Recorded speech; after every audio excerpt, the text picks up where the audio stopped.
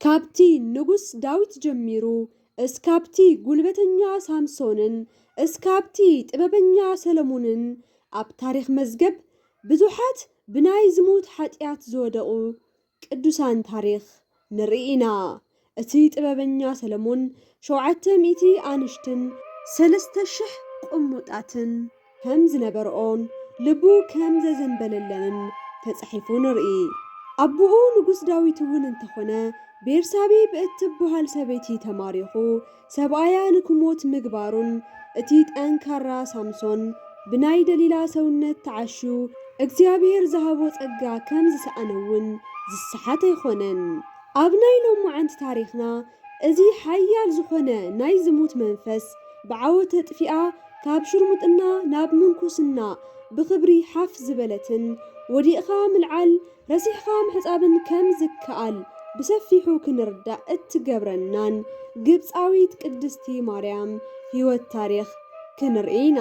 ሰላም ዝኸበርኩም ተኸታተልቲ ዳይመንድ 21 ሚድያ ከመይኒኢኹም ደሕና ዲኹም? ኣብ ዘለኹሞ ሰላምኩም ይዛሕ።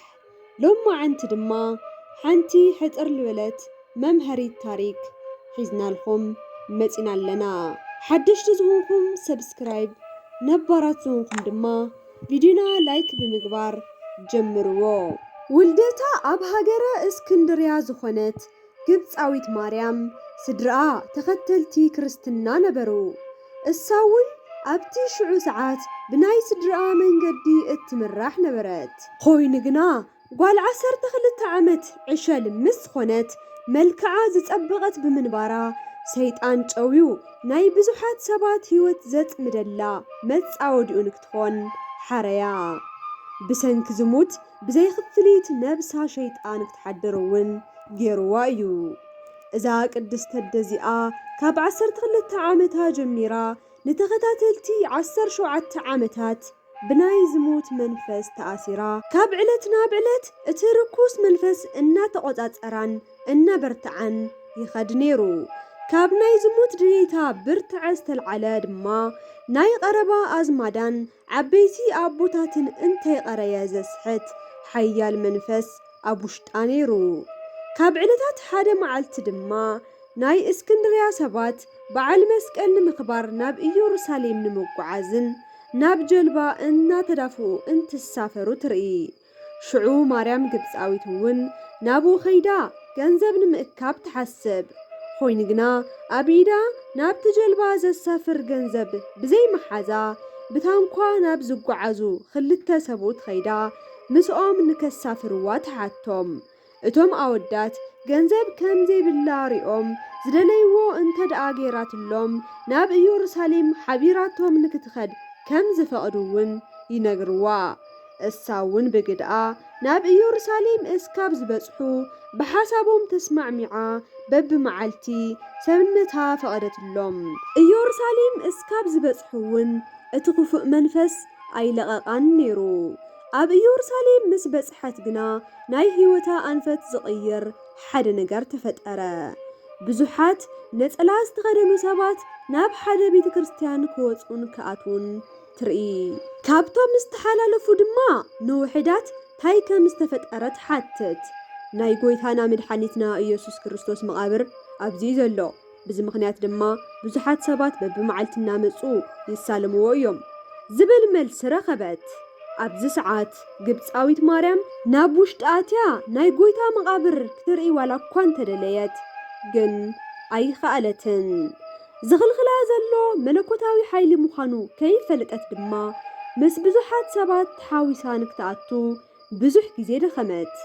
ኣብ መወዳእታ ተስፋ ብምቑራጽ እቲ መእተዊ በሪ ተደጊፋ ካብ ቁልዕነታ ጀሚራ ዝሰርሐቶ ሓጢኣት ኩሉ እናዘከረት ምንባዕ ትጅመር። ኣብቲ ሽዑ ሰዓት እውን ኣዒንታ ንሰማይ ኣንቃዕሪራ ናይ ድንግል ማርያም ስእለ ድህኖ ትርኢ።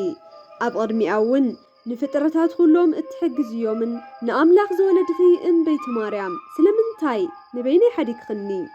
ልክዕ ከም ኩሉ ሰብ ኣነ እውን ናብ ቤተ ክርስቲያን ንክኣቲ እንተ ደኣ ጌርኽንስ ህይወተይ ሙሉእ ዝኣዘዝኽኒ ክፍጽም እየ ኢላ ተማሕፀነት። ብድሕሪኡ ናብ ውሽጢ ቤተ ክርስቲያን ንክትኣቲ ተፈቒዱላ ናይ ጎይታ መቓብር ተሳሊማ ትወፅእ። ኣብ ደገ ናብ ዝረኣየቶ ስእለ ድህኖ ተመሊሳ እውን ንውሕ ንዝበለ ሰዓት ጸለየት። ነብሳ ንምድሓን ባዕላ ናብ ዝደለየቶ ንክትመርሓ እውን ነዊሕ ሰዓት ተማሕፀነታ። ድሕሪ ጻኒሒት ካብ ናይ ድንግል ማርያም ስእለ ድህኖ ኣይዞኺ ወደይን ኣምላኸይን ጸሎትኺ ሰሚዑ እዩ እሞ ናብ በረኻታት ዮርዳኖስ ከይድኺ ብጸሎትን ጾምን እንተ ደኣ ጽዕርኽስ ንነብስኺ ድሕነትን ዕረፍትን ክትረኽቢ ኢኺ ዝብል ድምፂ ይወፅእ። ካብ ድንግል ማርያም እዚ ቃል ምስ ተቐበለት ኣብ ኢዳ ብዝነበራ ሳናቲም 2 ሕምባሻ ብምግዛእ ናብቲ ዝተባሃለ ቦታ በረኻ ዮርዳኖስ ብምኻድ ጽኑዕ ተጋድሎ እናፈጸመት ን47 ዓመታት ነበረት።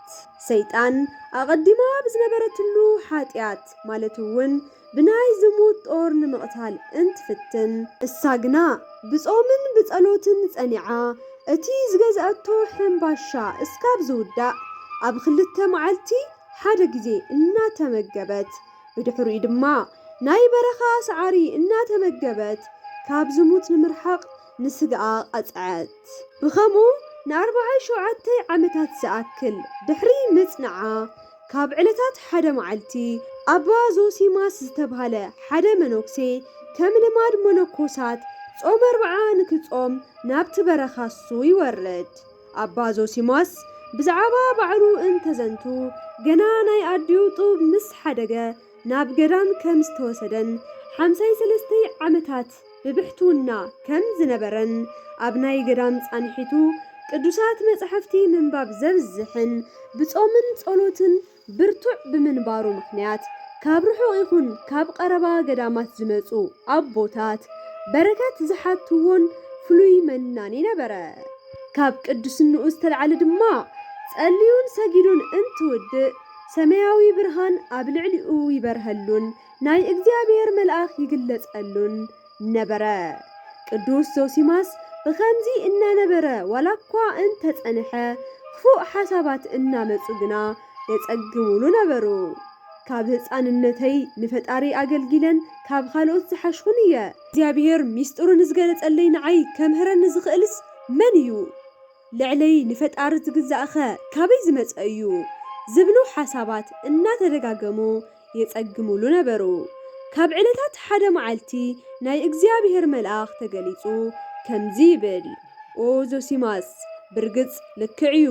እስኻ ካብ ህፃንነትኻ ንእግዚአብሔር ኣገልጊልኻ ኢኻ።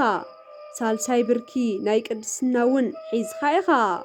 ኮይኑ ግና ካብ ዝፈታተነካ ሓሳብ ንምርሓቕ ኣብ ዮርዳኖስ ናብ ዝርከቡ መነኮሳት ኽድ፣ ኣገልግሎቶም እውን ረአ በሎ።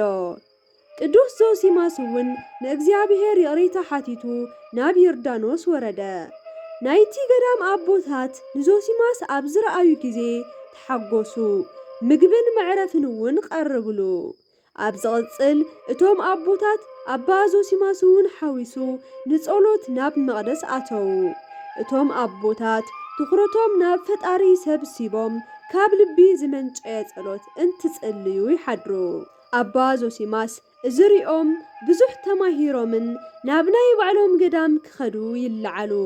እቶም ኣቦታት ግና ኣባ ዞሲማስ በጃኹም እስካብ ሆሳዕና ምሳና ጽንሑ ኢሎም ምስ ለመንዎም ክጸንሑ ተስማዕምዑ። ከም ሕጊ መነኮሳት ሆሳዕና ምስ ተኸበረ እቲ ዝመጽእ ሰሙነ ሕማማት ብብሕትውናን ብጸሎትን ኣብ በረኻ እዮም ዝቕንዩ። በዚ መሰረት ድማ ኣባ ዞሲማስ ናይ ሕማማት ሰሙን ንምሕላፍ ናብ በረኻ ይወፁ። ኣብቲ ፀው ዝበለ በረኻ እናጸለዩ ድሕሪ ምጽንሖም ድማ ኣባ ዞሲማስ ንፈጣሪ ኣጽናዕናዒ ንክልእ ኸሎም ይልምኑ።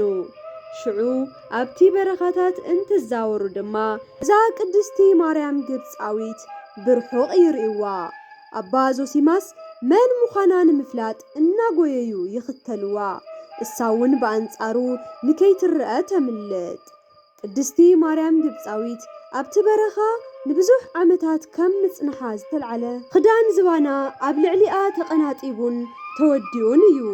ቀፂላ ድማ ኦ ዞሲማስ ክዳውንተይ ኣብ ልዕለይ ተቐናጢቡ ተወዲኡ እዩሞ ምሳይ ክትዘራረብ እንተደኣ ደሊኻስ ነፀላኻ ደርብየለይ በለት። ኣባ ዞሲማስ ስሙን ትሰምዕ እናተንቀጥቀጠ ነፀልኡ ቀመጠላ። ቅድስት ማርያም ነፀልኡ ተኸዲና ካብ ዝተሓብአትሉ እንትወፅእ ገፃ የብርህ ነበረ። ንኣባ ዞሲማስ ድማ ሰገደትሉ። ኣባ ዞሲማስ እውን ንዓ ሰገደላ። ድሕሪ ሰላምታ ግብፃዊት ማርያም ንክባርኻ ትሓቶ። እሱ ግና እስኺ ደኣ ባርኽኒ በላ። ቅድስቲ ማርያም ግና እስኻ ካህን ስለ ዝኾንካስ ንስኻ ደኣ ባርኸኒ በለቶ። ኣባ ዞሲማስ እውን እስኺ ቅድስቲ ስለ ዝኾንክስ እስኺ ደኣ ባርኽኒ በላ። ኣብ መወዳእታ ቅድስቲ ማርያም ኣእዳዋ ንሰማይ ዘርጊሓ ኦ ኣምላኽ ንኽልቴና ባርኸና ኢላ ጸለየት። ኣባ ዞሲማስ ግና ብውሽጡ እታ ሰበይቲ ናይ ሰይጣን ተለኣኺት ከይትኾን ኢሉ ሓሰበ። ሽዑ ቅድስቲ ማርያም ኦ ኣቦይ ኣነ ናይ ሰይጣን ልእኽቲ ኣይኮንኩን ስጋን ደምን ዘለኒ ሰብ ደኣ እምበር በለት።